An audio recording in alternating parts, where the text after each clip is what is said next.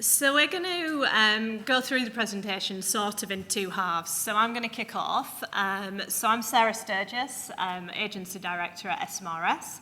As we've been sort of talked about a little bit already, we're specialists in employer branding. So needless to say, I'm going to talk to you a bit more about employer branding. And also about the fact that employer branding really is something that isn't necessarily for huge organisations. We've got 5 case studies that we're going to take you through today. Each are completely different. You'll be pleased to know there's some nice video for you to watch as well, so you won't have to only listen to my dulcet tones. But yeah, so we'll crack on and then questions at the end, if that's okay. I think the first thing I wanted to do was just make an overarching statement around what an employer brand is. And there's so many definitions of employer branding, and I'm not sure sort of whether anyone's actually traced it back, but employer branding was first talked about in 1990 at the CIPD conference. And I think the definitions that you see out there all boil down to pretty much what we've got on screen here.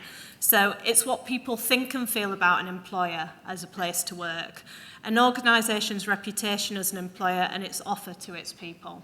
So nice and simple. I think one of the things that has also changed quite a lot over the last, 25 years really, but has become really, really common in the last 5 years is storytelling. So organisations using employer branding to tell the story of their organisation, helping to get across what the culture of working somewhere is like, what the values and behaviours are that people exhibit who fit in certain organisations. And I think a large part of that growth in storytelling has come through the growth as well in social media. The fact that everyone's employer brand now is out there in the market. It's seen across all the different channels. You know, things like Glassdoor as well allows people that online opportunity to talk about what it's like to work at different places. And I think that what we've certainly seen as experts in this area is a massive growth over the last 3 or 4 years in particular.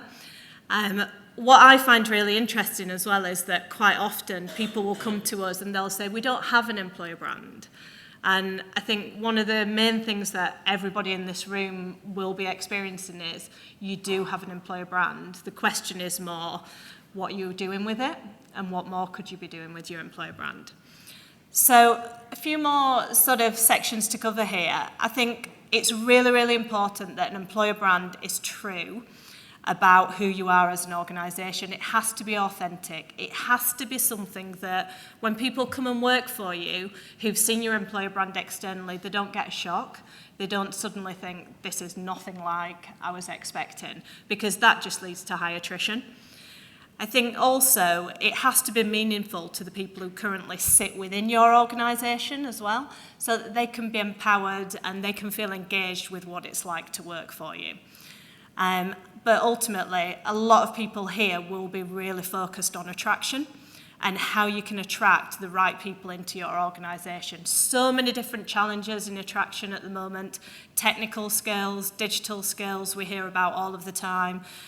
Carl, who's going to be on stage with me shortly, around nurses. You know, if anyone heard the news today, people are not coming into the UK to go into nursing roles. So it's a massive crisis in certain sectors.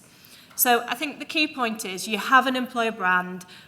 There is certainly opportunity to think about how you develop that employer brand. What I did do a little bit of research on as well was who got there first. So some of the companies that you see on the screen here are people who've been talking and developing their employer brands for many, many years. I'm going to pick out Virgin because it's the easiest one to use as an example. I think in terms of one of the most sort of popular, the most well-known leaders of an organisation within Richard Branson, who actually leads what is a 60,000 people business across 100 different companies and across 50 different countries. So it's a huge organisation, and Virgin have managed to have that red thread, as they describe it, that runs through Virgin as an organisation. Just a quick hands in the air. who has heard of the choose your number of holidays that you take, the Virgin initiative? Has everyone heard of that? Yeah. So basically, they announced that people within Virgin could take as many holidays as they wanted, and they would be free to choose pretty much when they took them. And the idea of that is that will keep people more engaged with working there. I think a lot of employer branding as well, you talk about EVP, so the unique, the employer value proposition and what makes working somewhere unique. I think that is a perfect example of how Virgin have taken one strand of their EVP and promoted it. And so many people just in this room have heard about it through the PR that something like that has got. So why were those organisations so keen to develop their employer brands? Well, there's loads of benefits of developing an employer brand and having an employer brand that is out there in the market and is something that your people are engaged with. It can absolutely win hearts. It can keep people in your organisation, but importantly as well, it can give you a way of communicating to all of the people you want to attract and the people that you've got already. I wanted to as well make sure that you've got facts and figures. Now, our research team brought together pages and pages of these facts. So if anyone is looking to build a business case around why employer branding is important, come and chat to us on the stand, and I'd be happy to share what is, I think, probably a 4 or 5 page document around the value of it. But a few figures here. So 54% increase in the quality of candidate pool was reported by employers that invested in employer branding for influence. 67% of job seekers said they'd accept a lower salary if the company had exceptional reviews online. And we all know that it's not always easy to be competitive and to give that higher salary to candidates. 83% of businesses agreed that employer brands have a significant impact on the ability to hire and retain staff, and a 43% in reduction in cost per hire for employers with strong employer brands. So there's really good evidence, there's really clear evidence as to why it's important. But I think what I wanted to then do as well is also explain that, yes, I showed 4 logos there of some, very big global organisations. But when we work with companies, it's not just about the big players that are out there as well. So I wanted to also show you sort of 5 case studies. I'm going to take you through the first 3, and then I'm going to hand over to Carl, who will talk about the last 2, because they're both organisations that are very, very different that Carl's worked within. So the first one I wanted to talk about was the National Audit Office.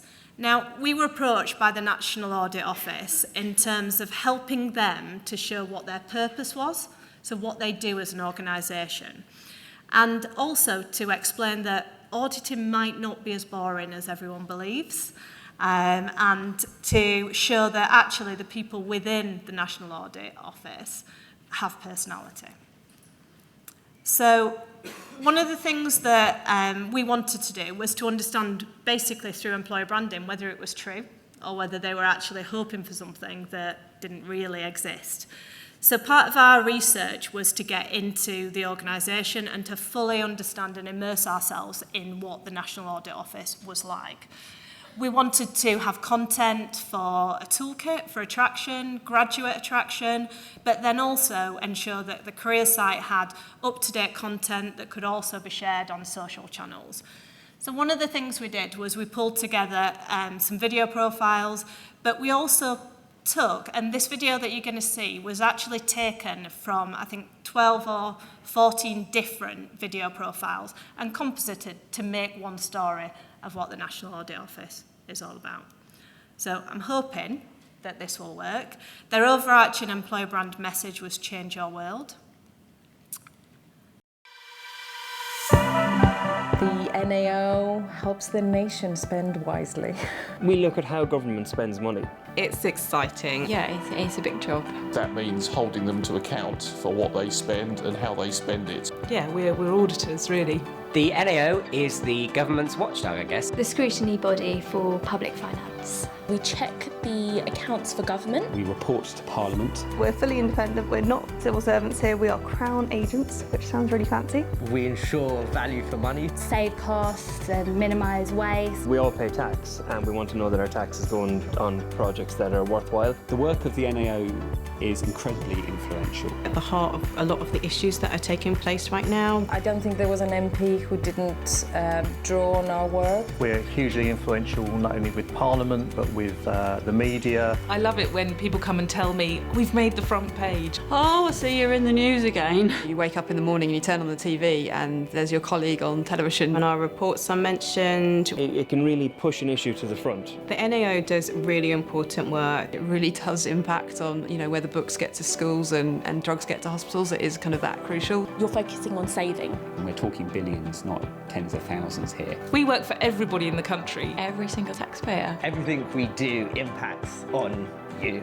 Working for the NAO isn't all facts and figures. We do look at real things that affect the life of real people. We work all over the place. Defence, hospitals, GPs, dentists, We do work with the BBC, Network Rail. schools, roads, buses. the courts and criminal justice system. One minute you might be on a farm counting sheep, the next minute you might be in one of the royal palaces. I can't think of much that it doesn't affect. We all want to know that that money is spent really wisely. We just want to get the best value for money from the government for the people. Accountants are definitely humans. You feel you are doing something counts. Yeah, it feels good. I'm really proud. My dad is very proud. We're more active, we're more of a voice. We're able to speak without fear or favour. I used to work in market research and I sold tomatoes. It doesn't give you the same feeling as I saved the NHS $2 billion today.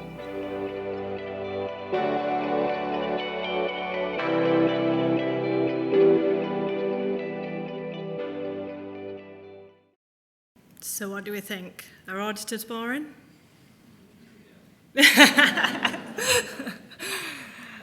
Okay. Each of the profile videos were housed across online channels as well, so that you could actually get to the story of each individual as well as seeing the composite video content there. The other example I wanted to just touch on as well is an employer brand project that we worked on during this year, and that's for MenCap. Now, when MenCap came to us, they'd been at one of the in-house recruiter events about a year ago, and they'd seen some work that we'd done for House of Fraser. And they approached us and said, we'd love to do what House of Fraser have done with their employer brand, but we're a charity, we don't have a huge budget. And one of the things we did with MenCap was we like to work with a number of charities each year. And one of the things that we did with MenCap was made sure that they could have something amazing on the small budget that they had. Myself, James, who's down here, we absolutely loved working on this project because I think one of the key things about MenCap was that they have high attrition and they know they have high attrition. And the issue with that is that they weren't necessarily attracting the right people because they weren't giving an honest message as to how difficult it is to do the work that they do. And our objective was really to understand how challenging that work was and bring that to life through the employer brand. So the way that we went with it was to use a lot of the people and the service users within MenCap within all of the photography and video. So what you're going to see here includes both staff and people who the support workers look after as well. We developed their career site. We worked very closely with their in-house people to keep costs down. So they had a photographer, videographer that we could work with that really helped in terms of the budget. And we worked with their digital team as well and their comms team throughout the whole of this project. So that we were equipping them, not so that they were relying on us for getting their employer brand out to market beyond attraction, but so that they could develop their own materials across all of the talent life cycle as well. So across internal comms, all the different forms of people comms.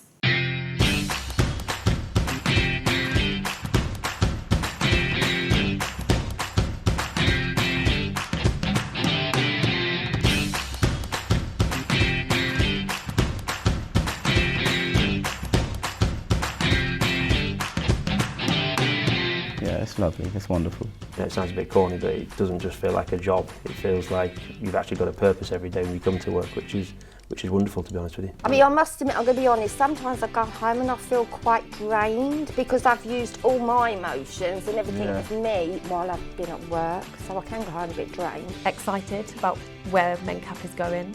Very proud. I feel extremely proud to work for MenCap. And the last word, extremely challenging. Yeah, that's a good one. It's a really warm feeling. You kind of go home thinking, you know what, today weren't too bad. You know, today was a good day. It's like working at a holiday camp, it really is.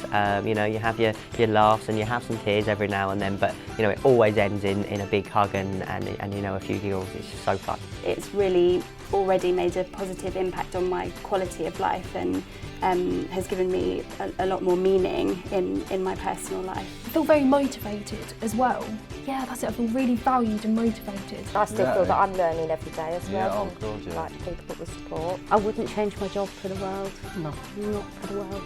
I think sometimes I feel like I get more out of it than the person who was support. Yeah, I know the feeling. Yeah. It sometimes felt like my second home because we spend so much time here. I felt proud and I felt like my confidence has come up each day. Working at MenCap doesn't feel like a job. I have fun pretty much every day. Don't get me wrong, we have our ups and downs, but that's kind of what makes MenCap MenCap, and working with lovely people and doing something where we really are making differences to people's lives and knowing that we've had an impact on someone's life as well is just amazing. Yeah. MenCap's not just a charity, it's a way of life. That's cheesy enough.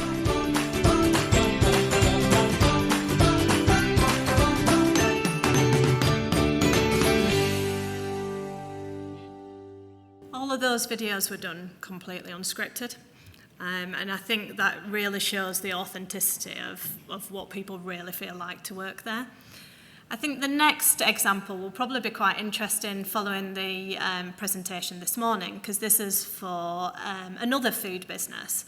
And this is for Kerry Foods, who, similar to Two Sisters, they describe themselves to us as one of the biggest businesses that nobody's ever heard of. And their objective for their employer brand was to enable their values to be talked about and developed externally as well as internally. And their values are exceptionally strong and quite different. So they have things like on it as a value. And I think, you know, one of the things we found with Kerry Foods was that those values are absolutely lived and breathed throughout all of the organisation. When we were given the brief for this project, what we were asked to do was to make sure the employer brand was about food, but was also about their people and the unique characters and personalities that exist within Kerry Foods. So one of the things that we did was we decided that we had to have food, but we didn't want the food within the work that we did not to look beautiful. So that meant there was a lot of work involved. This image here shows that one of the things we did was we took each value, and each value had a food scene that related to it. These were made of real food. So every product that you see within here is either an ingredient of the foods that Kerry Foods produce, or it is the finished product. So, for example, they supply, well, Richmond sausages, I'm sure everyone has heard of, cheese strings. They provide, I think, about 90% of all the margarines and spreads into the supermarkets. That was probably the highlight of our insight when I visited the margarine and lard factory. And I think ultimately they are a really innovative business. But when we started with the food scenes, what we also wanted to do was to make sure that the people who were in those scenes were actually real Kerry Foods people. Now, they couldn't be used at full size, so what we decided to do was model. So we created models by taking people within Kerry Foods on a two-day away day, and what they did in that period of time was they were 3D modelled, so they were taken round, and you'll see it on the film in a minute, They were taken round so that we could create a 3D model of those individuals. Those models were then put into the food scenes for the photography, and each of the people who took part had their little model that they could have on their desks. And our intention is that we keep modelling people, building the stories, building the content, because it's definitely felt within Kerry Foods that it's the people who make them such a successful business. These were the values. I've just touched on one of them, but ownership, courage, open-minded, on it, better together, and forward-looking. So really different, and we developed tons and tons of examples of exactly why these values needed to be a really strong part of their employer brand.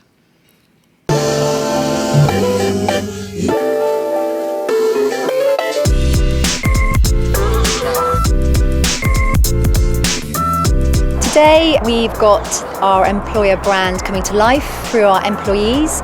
So we have about 14 employees flying in, training, carring it here to Egham, which is our head office, and we'll be filming them today. So their own personal story of Kerry Foods, whatever that looks like in whatever form. It had to be about food and it had to be about people. What we wanted to do was to make sure we involved real Kerry Foods people, their real stories, and get those in throughout the whole project. So we'll be body scanning them for some mini models that we'll be using as part of their story on our careers website, and then we'll be sprinkling them throughout our actual website itself. We're here today scanning employees of Kerry Food to be turned into little figures. We're going to add them into pictures of food. We've done a shoot already where we've created food models. So what we wanted to do is take it a step further and make it more real. We're going to get the little 3D models from today's shoot. We're going to then photograph them, put them in situ and tell the Kerry Food story. It's about bringing our employer brand to life. It's about getting people to really connect with us. We have great values in this company. It's about getting people outside to understand that and really feel the passion that we feel internally. Here at Kerry Foods, the values were very well embedded. Our job really has just been to take them further, bring them to life, connect them to their people, and to actually use them in all of the marketing materials for the employer brand. People are everything. They're the heart and soul of the business. Without people, you have really nothing. So I guess today is an opportunity to take our soul and really amplify it to the external audience. It's about, how different characters and different people really bring the company to life. I've literally just come off the scanner. It is weird and wonderful, and there's thousands of little photos being taken at any one time. The model scan is something that we've never done before. I've never seen happen before. So yeah, really cool. We are a bold business, and I was really keen on doing something completely new and unique. And I think we've done it here today. It's Sarah!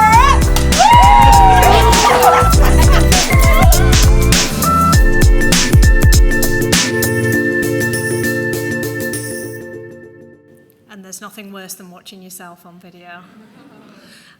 So I'm going to hand you over to Carl now, who's going to talk to you about two more examples of employee branding that relate to two of the places that you've worked with us. Thank you. There you go. Oh, there we go. We'll work out which one it is. As you can see, I've got huge amounts of notes here. So I'm Carl Duplessis, the NHS guy.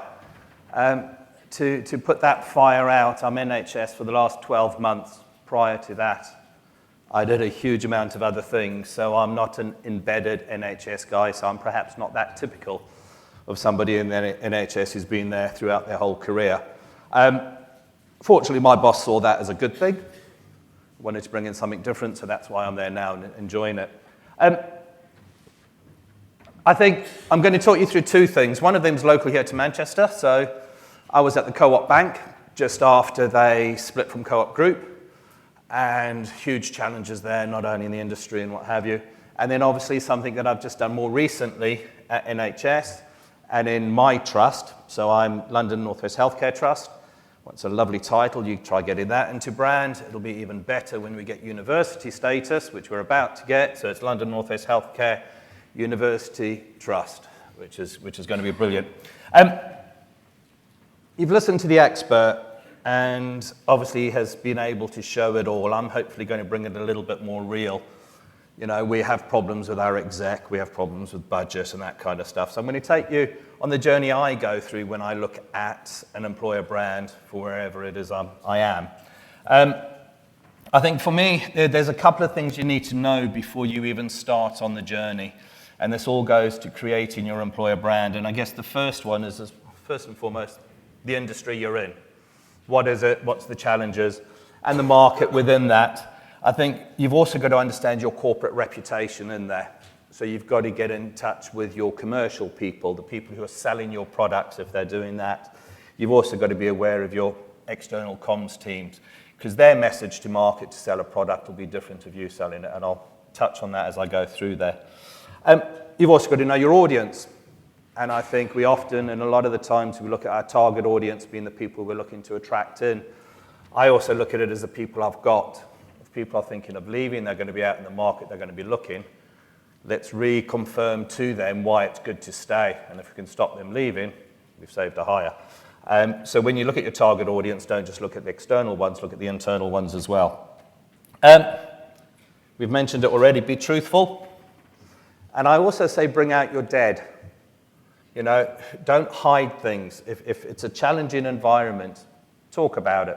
Because actually, that'll float some people's boat, and they're the people you want there. The other thing you've got to bear in mind is it might be challenging today. You overcome those challenges. Those people who you attracted in the first place may then leave, and you need a different type of brand or EVP. So this is always going to be a continuous journey. Bit of housekeeping. Who's going to sign it off?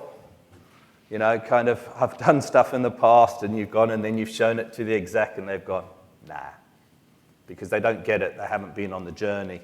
So make sure you engage people who are going to be signing it off from the very early days, okay?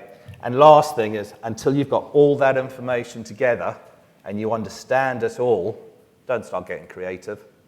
I have a natural habit of going, yeah, we're going to have an employer brand. Hey, we could do this with nurses. We could do that. We could do this. And then I listen to all the information, and those ideas are stupid and redundant, and it was a waste of time. It's almost like planning your lottery winnings before you've actually realised you only won £2.50. Okay, so don't worry about that. So the first one we're looking at is cooperative bank. So not only was the banking industry in trouble when I was there, we'd also just found a £4 billion black hole in our finances. We had a senior manager who enjoyed topics that weren't quite tasteful for everybody, and in toilets and things like that. So we didn't actually have that good a reputation. And that was the perception was there. What I did do, though, is on the market, I spoke to our commercial people. And when they were going out there and selling our products, actually, we were one of the few banks that people didn't think, you're out to get us. You're out there to rip us off. Nobody thought that of the cooperative bank. They realised we'd made some mistakes, and we were there, so we needed to bring that out in what we were doing. We'd also just split up from Co-op Group, so there was lots of change, there was limited infrastructure, there was those kind of things. So we needed to do that. So what we had to do is we had to come up with an idea that kind of could bring out the dead, but of course we're selling services about looking after your money, and this is where you have to understand what your commercial and your sales guys are trying to do. So looking after people's money is really important. And you've got to be trustworthy to do that. So you can't go out and say, hey, we've made mistakes, because then all of a sudden, if that's next to an advert, come and lend us your money, it's going to be there. So you've got to be careful about that, and you've got to understand what you're doing. But it is important to be honest, because people knew that it's tough at the bank, and people knew that actually you want them to know that you're on a journey, and you want to bring them in so they know that actually they can help make the difference, and they can improve on things for you. It was also just about the time that we'd brought out our TV adverts for the first time in a long time. I don't know if you remember the tattoos and things like that. So we were okay to be a little bit edgy, and that was the thing about getting sign-off. So we were pitched an idea. I couldn't get it past exec, and you'll find out why. It was the left-hand one there. But the principles remained the same, okay? No, we're not complete, but we're actually ethical people, and we're learning and we're going on the journey. So that one didn't get past exec. But the other one did, where there's 3 dirty words associated with the bank, community gardening projects. Because what came through from our research was that actually, yeah, there's a noise, but we're an ethical bank. The people are ethical. When you interviewed everybody, when you spoke to everybody who worked for us, they actually cared passionately about it. Not opening bank accounts with people or businesses that were unethical, looking at where we lended our money, that kind of stuff there. And that actually ran through the cooperative bank in droves. Everybody, all the way down the levels. And that was important for us to get out there. So we did start off with a nice campaign there, an idea of we're not complete, but we changed it a little bit to go into those areas there. And that became our kind of take on how we're going to attract people. We wanted something that draws people in, gives them a bit of hang time on our adverts that are at, oh, that's, what, no. And the longer they're hanging onto your advert, in whatever format it's at, then they start to process it, and then you can start to draw them in with the rest of the story about what you're doing well. And we use that, obviously, across all of our internet, all of the medias we were using, and it was able to get there. The great thing about the idea and the principle of putting the ban and banking was we could use different topics for different areas of the business.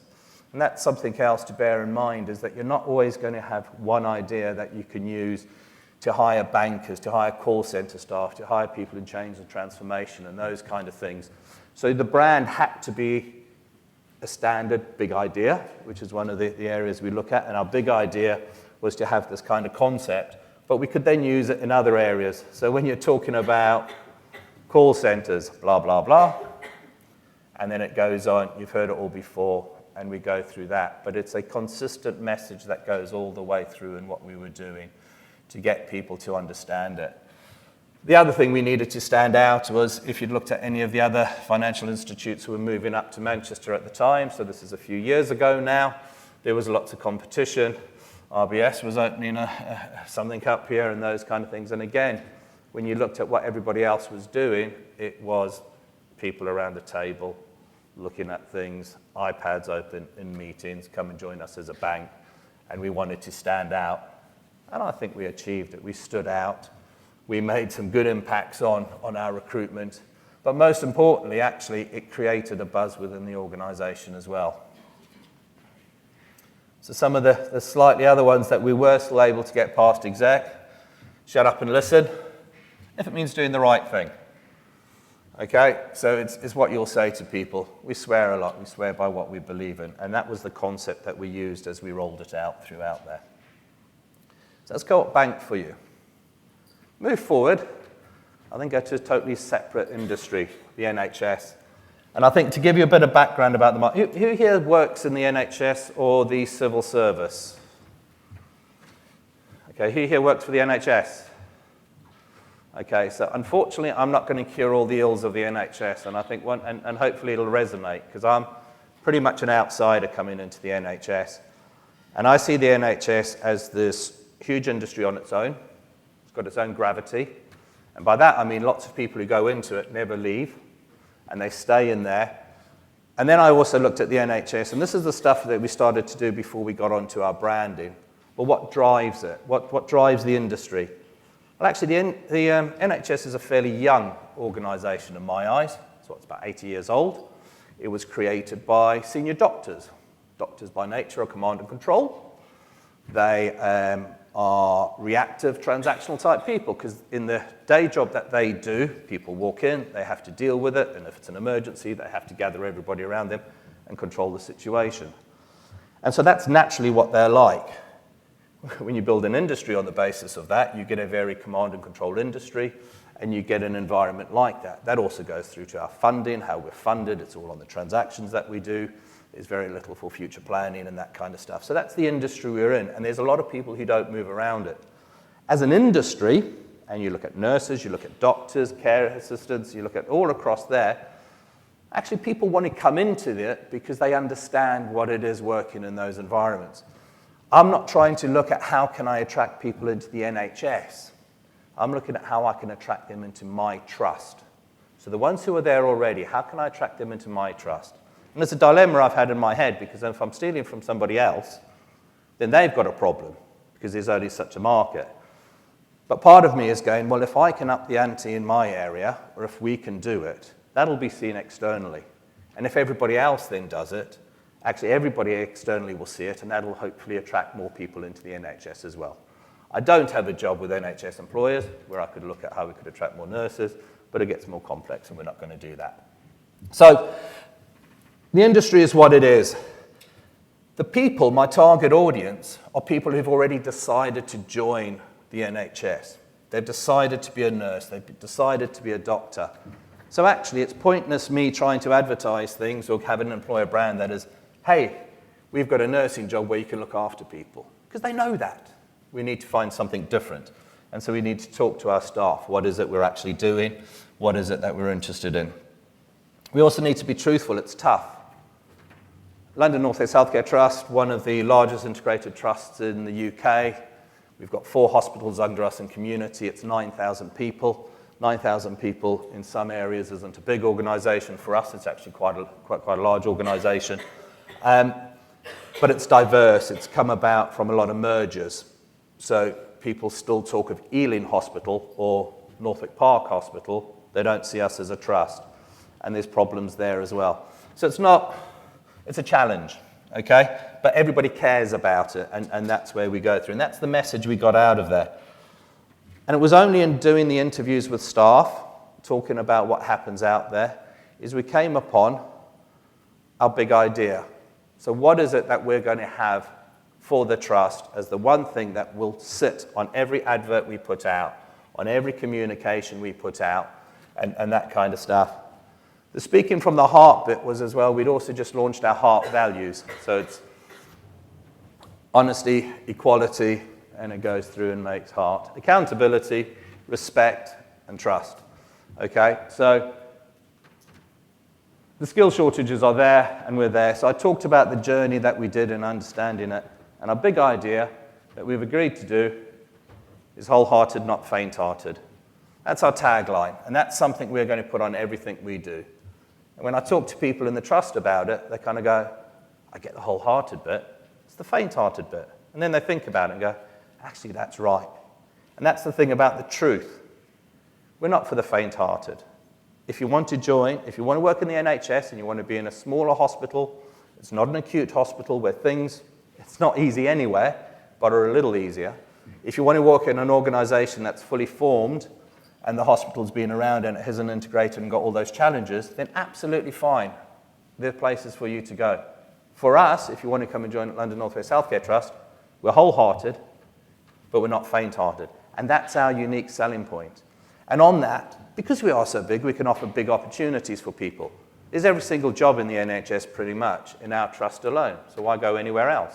Provided you can work in a big organisation and you're not faint-hearted. And that's the messaging we're getting out there.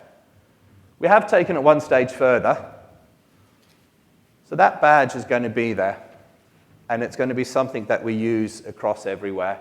And when we're at events, we'll have them and we'll sticker them out and we'll do all of that. The other thing is, how do we get across the fact that we're a large trust? Okay, so in the eyes of the NHS, we're a large trust. And we could just say, we're 4 hospitals. We do X amount. But we're going along the lines of, well, actually, we have over 1 million pillowcases used for admitted patients. 1 million pillowcases is what we have to deal with in a year. Now, if you're a nurse, they're the banes of everybody's lives because you can never find a pillow. You're always fluffing them up or changing them every time you're doing it. And that's something that'll attract. If we're looking at finance people, we'll say we deal with 200,000 invoices a year. So the finance people know that's something there. That's the other thing about what we're looking at on employer brand. Try and get out a message there that people don't know about your company. Okay, I worked at Royal Mail. We did a big thing around IT recruitment. And of course, Royal Mail, brilliant. You want to be a postman? Hey, we've got no problem getting those people in. Try and get them into IT. But the minute you tell them we have 80,000 PDAs, we have one of the largest IT infrastructures in the world, ooh, that's interesting to an IT person. So get the messages out there that people don't know. Back on here, though, obviously NHS, we go through, and what's important for us is the story on here, is that yes, we are big, but as you read through it, it goes down to one team, and that's what we then portray in the pictures. So there's a journey on there. There's 3 aspects to our brand. There's the big idea, the wholehearted, not faint-hearted bit.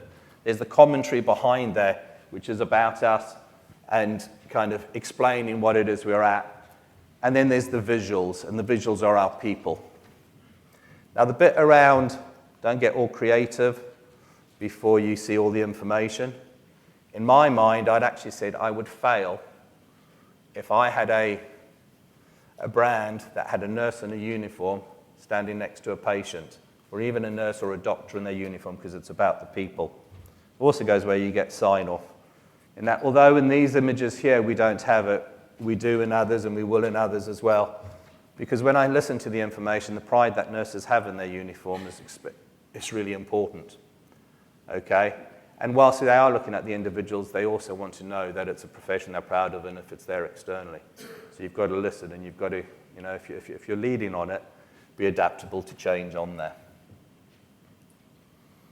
And again, we're trying to make it a little bit funner. We're not trying to look at people, you know, because if you go through the videos and if you go through the commentary about it, is people have a purpose, but actually a lot of them, whilst it's challenging, and they will leave, a bit like MenCat, they will leave really kind of tired sometimes, but they've done something well, and as a team unit, it's there. And that'll be important in our photography, that we are showing that we are a team unit, and actually it's a team that works well together.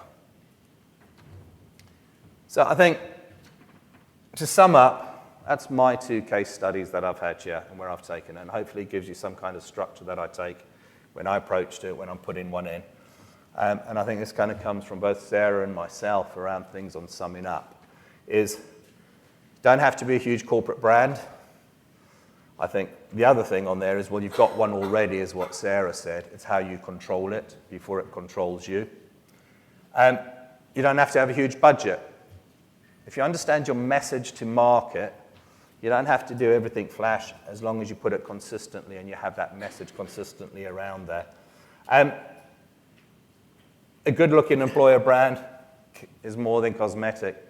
The feel that I get when people see wholehearted, not faint-hearted, and it's going around, and this is newly released.